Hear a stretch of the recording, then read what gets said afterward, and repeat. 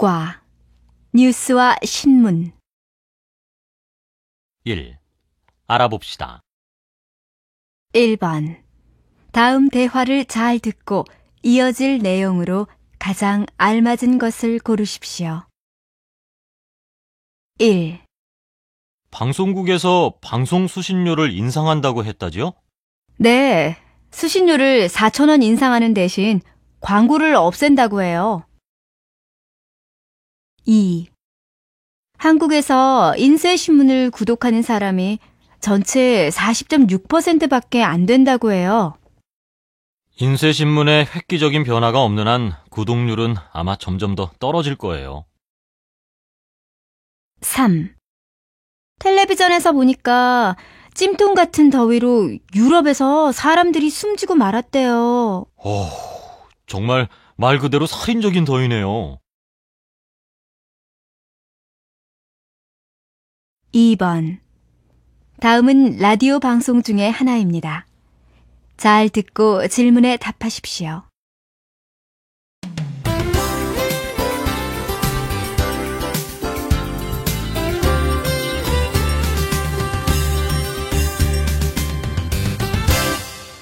안녕하세요. 박지원 변호사입니다. 지금은 인터넷 세상으로 정보통신의 발전이 눈부신데요. 사이버 세상에서 오가는 욕과 험담은 우리의 눈살을 찌푸리게 합니다. 인터넷 뉴스에서는 기자에게까지 욕설을 댓글로 달기도 합니다. 인터넷 사용에도 예절이 필요한데요. 사이버 세상도 사람들의 세상 안에 있는 한 사람 사는 도리가 있어야 한다고 믿습니다.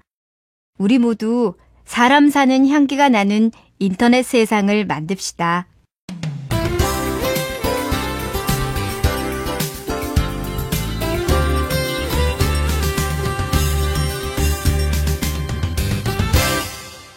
이 캠페인은 KB국민은행과 함께합니다.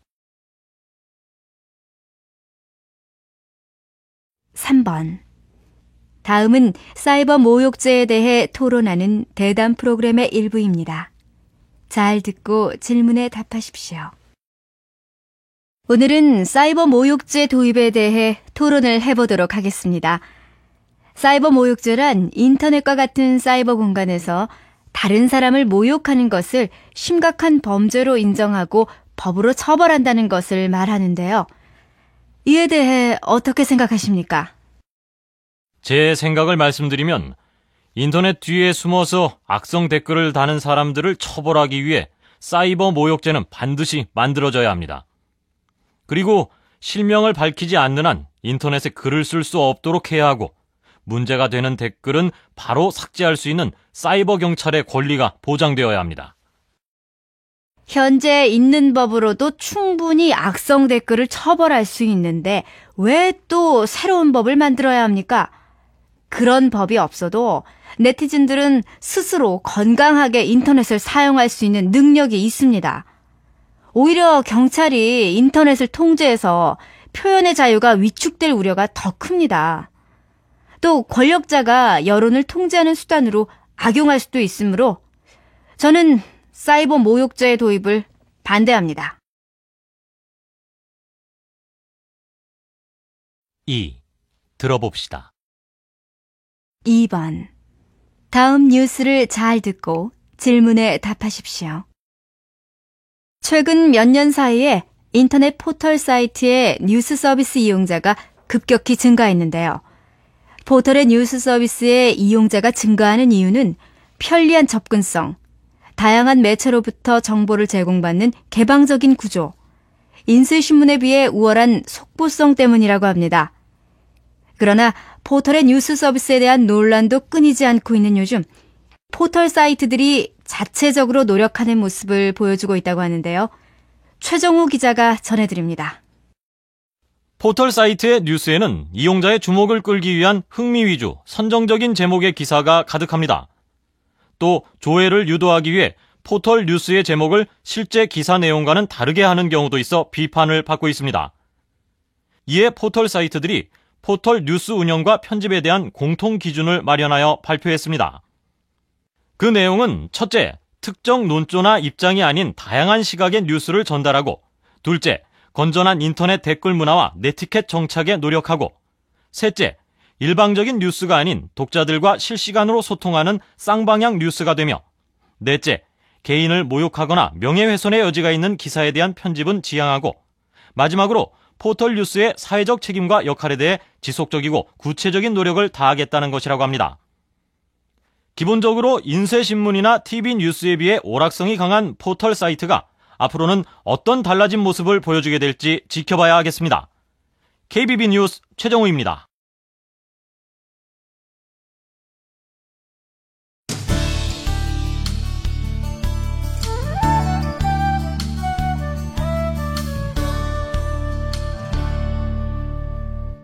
육과 역사 속의 인물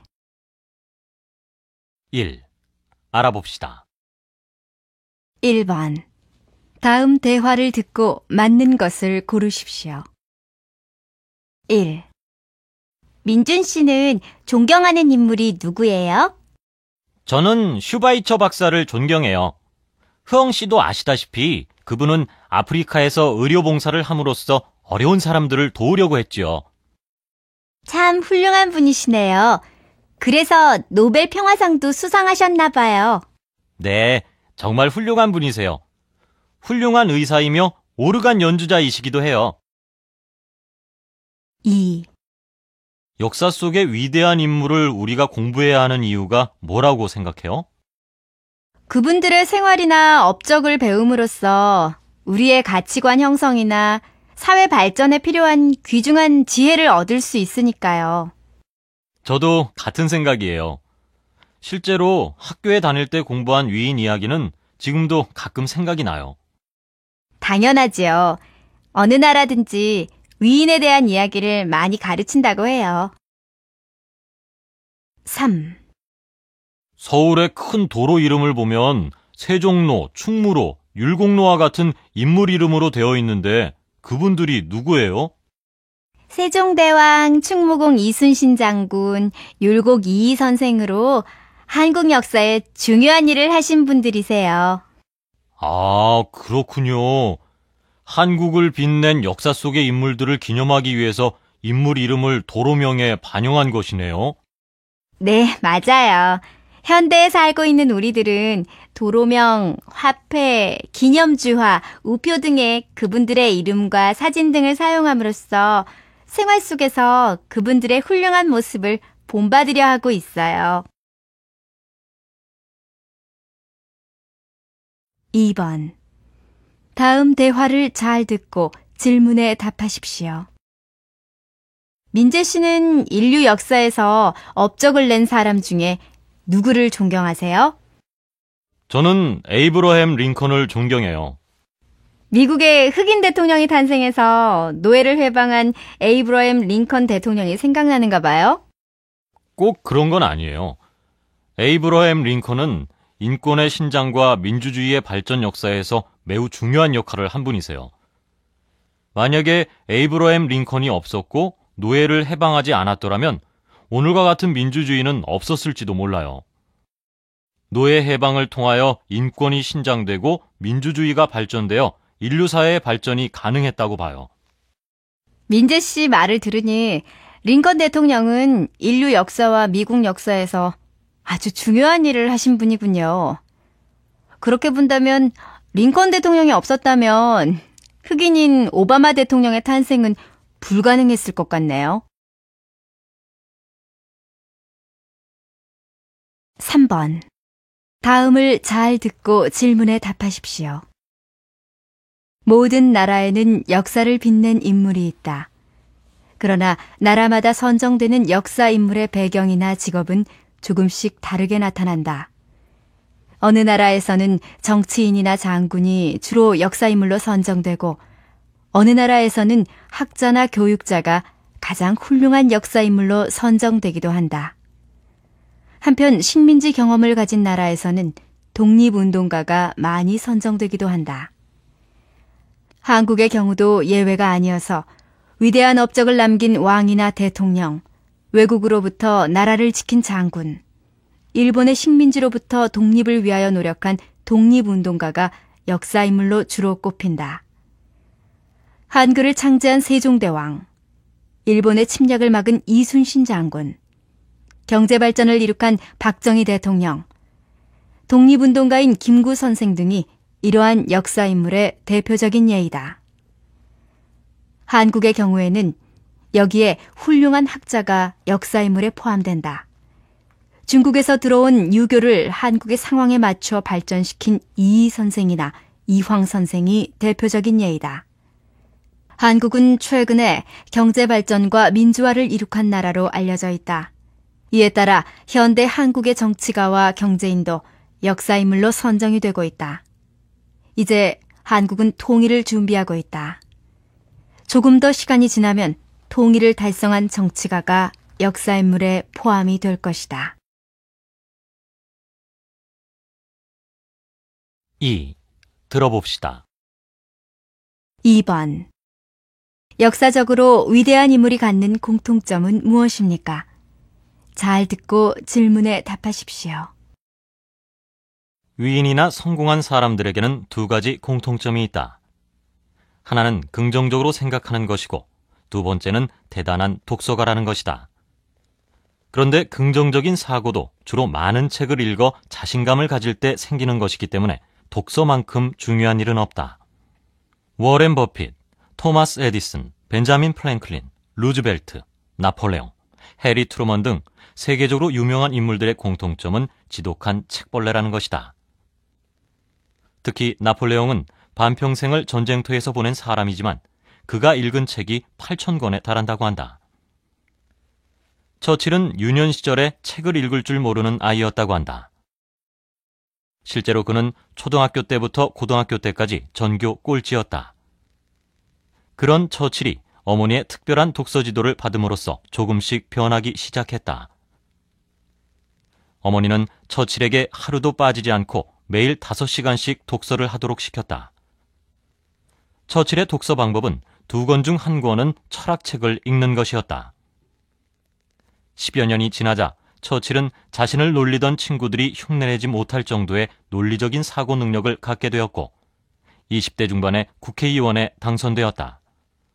그리고 뛰어난 능력으로 국회의 지도자가 되었고 결국에는 영국의 수상이 되었다. 독서는 성공을 가져오는 중요한 조건이다. 만약에 역사 인물 중 책을 그렇게 많이 읽지 않았더라면 훌륭한 인물이 되지 못한 경우도 많이 있었을 것이다. 성공을 원하는 사람이라면 책을 읽는 시간을 더욱 늘려야 할 것이다.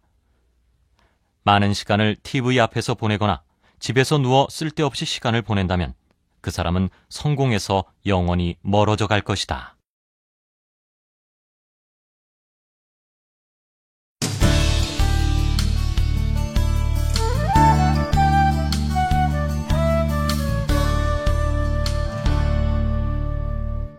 칠과 속담과 관용 표현. 1. 알아봅시다. 1번. 다음 대화를 잘 듣고 맞으면 O, 틀리면 X 하십시오. 1. 얼마 전 회의 시간에 큰 실수를 해서 과장님께 혼난 다음부터 모든 일에 자신감이 없어졌어요. 비 온 뒤에 땅이 굳어진다고 지금은 조금 힘들어도 시간이 지나면 다시 자신감을 찾을 수 있을 거예요. 힘내세요. 2. 요즘 수빈 씨와 민재 씨가 만나는 모습이 자주 눈에 띄네요. 점심시간에도 식당에서 두 사람이 같이 다정하게 밥을 먹고 있는 걸 봤어요. 두 사람이 요즘 연애하고 있잖아요. 그러면 바늘 가는데 실 가는 법이죠. 3. 얼마 전에 새로 나온 음료수가 있는데 대학생들한테 정말 인기가 많다고 해요. 10초마다 하나씩 팔린대요. 저도 그 얘기를 들었는데 정말 날개 돋친 듯이 팔린다고 하네요. 2번. 다음은 속담과 관련된 대화문입니다. 잘 듣고 질문에 답하십시오. 요즘 한국 속담을 공부하고 있는데 정말 재미있는 속담이 많은 것 같아요. 그래요? 속담에는 웃음을 주는 조상들의 해악이 담겨 있어 재미있죠. 하지만 사회를 풍자하는 속담은 한국의 문화적 배경을 모르면 이해하기 어려울 거예요. 맞아요. 그런데 제가 동물을 좋아해서 동물 속담은 기억하기 쉬워요. 동물 중에서도 호랑이가 나오는 속담이 많은데 한국에서는 옛날부터 호랑이가 많이 살았나 봐요. 그럼요. 옛날에는 서울에서도 호랑이를 볼 수 있었대요. 호랑이 말고 속담에는 또 어떤 동물이 많이 나오나요? 글쎄요. 한국어를 전공하는 저도 갑자기 생각이 잘 안 나네요. 찾아보고 내일 더 알려줄게요. 미안해요. 원숭이도 나무에서 떨어질 때가 있다고 하잖아요. 괜찮아요. 3번. 다음 강연을 잘 듣고 질문에 답하십시오. 오늘은 떡과 관계 있는 표현에 대해 이야기하겠습니다. 흰 쌀밥이 귀하던 시절에 쌀로 만드는 떡은 음식 가운데 가장 귀한 것 중에 하나였습니다. 잘 사는 사람에게는 떡이 일상이었을지 몰라도 서민들로서는 밥도 먹기 쉽지 않은 시절에 떡이야말로 명절, 잔치, 제사 때가 아니면 맛보기 어려운 음식이었죠. 그래서 그런지 한국어에는 음식 중에서도 떡과 관련된 속담이나 표현이 무척이나 많습니다. 먼저 밥배 따로, 떡배 따로라는 말이 있습니다. 들어보셨나요? 아무리 밥을 많이 먹어 배가 부르더라도 떡이 있으면 더 먹을 수 있다는 뜻입니다. 매우 하기 쉬운 일은 누워서 떡 먹기라고 하고 마음에 꼭 드는 일을 이야기할 때에는 입에 맞는 떡이라고 하죠. 생각하지 못했던 행운을 만났을 때는 이게 웬 떡이냐고 하고 원하는 바이지만 끝내 얻을 수 없는 것은 그림의 떡이라고 합니다. 이와 같이 한국어에서 떡과 관련된 말을 보면 모두 따뜻하고 넉넉하다는 느낌을 줍니다. 떡은 한국인에게 풍족함을 상징하기 때문이죠. 요즘은 예전만큼 떡을 많이 먹지는 않지만 지금도 잔칫집에 온 손님에게 떡을 싸주기도 하고 이사를 하면 떡을 해서 이웃에 돌리기도 하죠. 떡은 지금도 여전히 한국인에게 중요한 음식 중에 하나인 것입니다. 여러분도 고마운 사람에게 떡을 한번 선물해 보세요.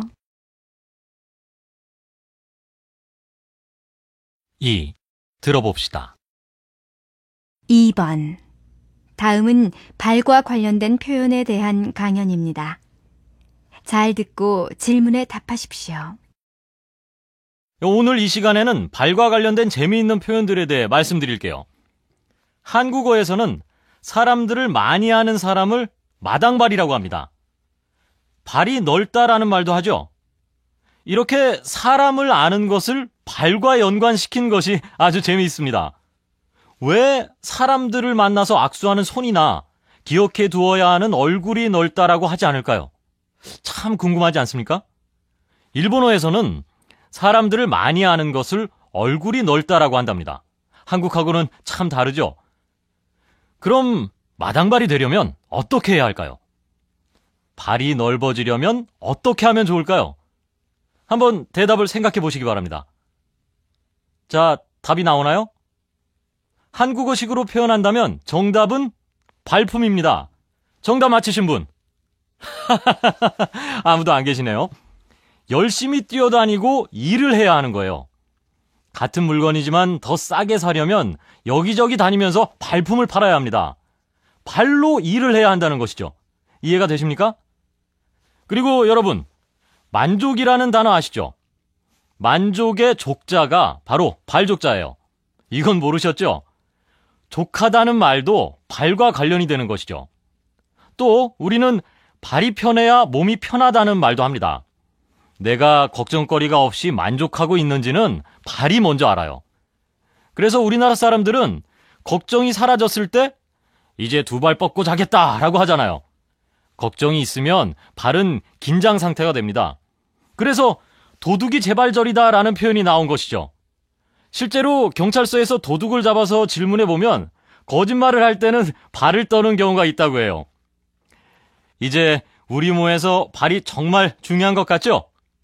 오늘 집에 돌아가시면 수고가 많았다고 발 좀 깨끗이 씻어주세요.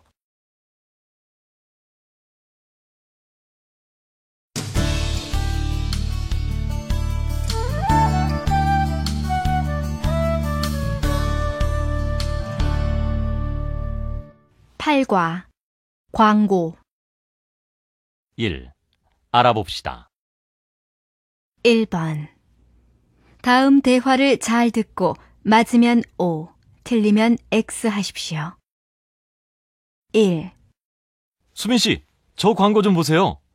새로 나온 휴대전화인데 인터넷도 되고 편리한 기능이 많대요. 나도 하나 사야겠어요. 뭐라고요? 휴대전화를 산 지 6개월밖에 안 됐는데 또 바꾸겠단 말이에요? 2. 아직도 광고를 하네. 광고 좀 그만 나오면 안 되나? 텔레비전에서 광고 좀 안 했으면 좋겠어. 무슨 소리야. 광고가 있어서 공짜로 텔레비전 프로를 볼 수 있는데 금방 끝날 테니까 좀 기다려봐. 3. 선물을 사야 하는데 시장 물건은 품질을 알 수 없으니 안 되겠고 백화점에서 사면 너무 비싸겠지? 꼭 그렇지도 않을 거야. 거긴 아주 비싼 물건이 있는가 하면 시장보다 싸고 좋은 물건도 있어. 그러니까 가서 잘 골라봐. 2번. 다음을 잘 듣고 질문에 답하십시오. 광고 매체의 영향력에 대해 말씀드리겠습니다. TV 광고는 전체적으로 영향력이 조금 줄고 있지만 여전히 가장 중요한 광고 매체입니다. 최근 온라인 광고의 비중이 점차 커져서 이제는 라디오 광고보다 영향력이 커졌습니다. 라디오 광고의 영향력은 거의 변화가 없습니다. 3번. 다음은 라디오 광고입니다. 잘 듣고 질문에 답하십시오. 여보세요? 나야. 여기 지하철. 괜찮아. 말해, 괜찮다니까. 지하철에선 전화도 못하냐? 당신에겐 즐거운 수다지만 누군가에겐 괴로운 소음일지도 모릅니다. 저기 자리 비었어. 장애인 주차구역이네. 몰라. 먼저 왔으니까 내가 임자지. 당신의 몸은 조금 편안할지 모르지만 누군가의 몸은 많이 불편할지도 모릅니다. 얼마나 더 부끄러워야 합니까? 질서는 우리 모두의 인격입니다. 4번. 다음 뉴스를 잘 듣고 질문에 답하십시오. 드라마나 영화에서 특정 회사의 제품이나 상표, 서비스 등을 자연스럽게 보여주며 소비자에게 노출시키는 것을 간접 광고라고 하는데요. 2010년부터 이런 간접 광고가 허용된다고 합니다. 김민우 기자가 취재했습니다. 얼마 전 방송된 드라마입니다. 이 드라마에는 무려 14가지 제품이 드라마의 소품처럼 자연스럽게 나옵니다. 이 드라마의 인기 덕분에 주연 배우가 사용한 휴대전화 판매가 크게 늘었다고 하는데요. 이런 일은 최근 간접 광고가 허용되면서 가능하게 되었습니다. 간접 광고는 방송사 입장에서는 드라마 제작 비용을 지원받을 수 있고 광고주 입장에서는 광고비를 적게 쓰면서도 제품에 대한 이미지를 높일 수 있다는 점에서 양측이 만족하는 방법입니다. 그렇지만 이런 긍정적인 면이 있는가 하면 드라마의 흐름이 방해를 받거나 내용이 상업적으로 흐를 것이라는 우려도 나오고 있습니다. 2. 들어봅시다. 2번. 다음은 간접 광고의 득과 실에 대해 토론하는 대담 프로그램의 일부입니다. 잘 듣고 질문에 답하십시오. 지나친 간접 광고가 문제가 되고 있는데요. 두 분은 간접 광고에 대해 어떻게 생각하십니까? 저는 너무 심한 간접 광고는 여러 가지 문제를 일으킬 거라고 생각합니다. 가장 먼저 생각해야 할 것은 보고 싶지 않아도 그 광고를 보아야 한다는 점입니다. 직접 광고의 경우 광고를 보느냐 안 보느냐는 소비자 자신이 선택하게 됩니다. 그렇지만 간접 광고의 경우는 시청자가 드라마를 보려면 안 볼 수 없을 테니까 좋든 싫든 광고를 봐야 합니다. 다음으로 걱정되는 점은 간접 광고가 청소년들에게 끼칠 영향입니다. 간접 광고에 노출된 청소년들은 성인에 비해 더 많은 영향을 받을 것입니다. 예를 들어 자신이 좋아하는 연예인이 드라마에서 최신형 휴대전화를 가지고 나온다면 청소년들이 어떻게 하겠습니까? 사지 않을까요? 그렇기 때문에 간접 광고는 많은 문제가 있다고 생각합니다. 그럼 박수진 교수님께서는 어떻게 생각하십니까? 물론 저도 간접 광고에 문제점이 있다고 생각합니다. 하지만 간접 광고는 소비자들에게 상품에 대한 정보를 제공하여 오히려 소비 생활을 합리적으로 할 수 있게 해줄 수도 있습니다. 왜냐하면 시청자는 드라마에서 상품에 대한 유용한 정보를 얻을 수 있으니까요. 그리고 사실 광고하는 입장에서는 직접 광고에 비해 저렴한 비용으로 효과 높은 광고를 할 수 있고요. 그런가 하면 방송국에서는 드라마 제작비를 절약할 수 있습니다. 그렇게 되면 시청자 입장에서는 좀 더 수준 높은 드라마를 즐길 수 있게 됩니다.